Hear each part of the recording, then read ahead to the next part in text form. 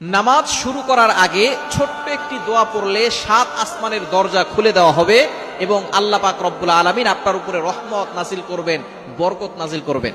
এমন একটি দোয়া আছে যেই বাক্যগুলো খুবই সহজ এবং উচ্চারণ করাও সহজ, এবং আপনি আমল করলে একবার বলার সাথে সাথে নবীজি সাল্লাল্লাহু আলাইহি সাল্লাম জানিয়ে দিয়েছেন তার জন্য আসমানের 7টি দরজাই খুলে দেওয়া হয়।